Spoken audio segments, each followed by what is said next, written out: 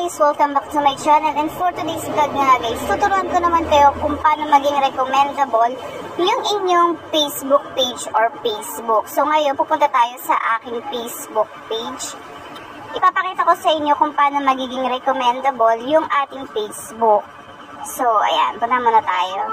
Ayan, punta lang tayo sa profile ko sa taas, yung may tatlong guhit. I-click nyo lang yan, and then scroll up lang kayo. Makikita nyo dyan yung professional dashboard nyo. Makikita nyo dyan sa ilalim na meron nakalagay na see more. Hanapin nyo ang yung Facebook profile recommendation. Ayan. So makikita nyo dyan sa akin guys, hindi siya recommended kasi dapat dyan is wala akong flag content. So parang meron akong violation dyan guys. Kaya hindi siya maging recommendable ni Meta. So ang gagawin ko lang guys, punta lang tayo doon. I-click lang natin yung flag content.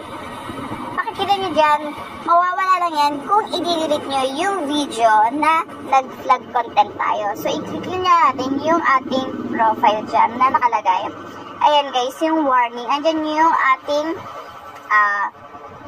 parang hindi siya appropriate para sa ating mga followers. So, ang gagawin natin yan, i-delete natin yan guys para maging recommendable yung ating Facebook. So, yan. I-delete ko na yan. Sayang man yung views, pero kasi, di ba, violation siya. So, hindi siya magiging recommendable. So, ayan. Nabura na natin. So, ayan yung page quality. So, okay na tayo dyan. Back na tayo.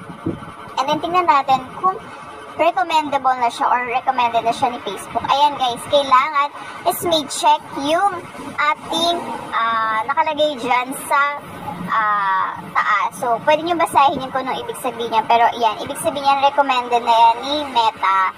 So, ganun lang kadali. Kung meron kang violation, i-delete nyo na guys. Yun lang. Thank you for watching.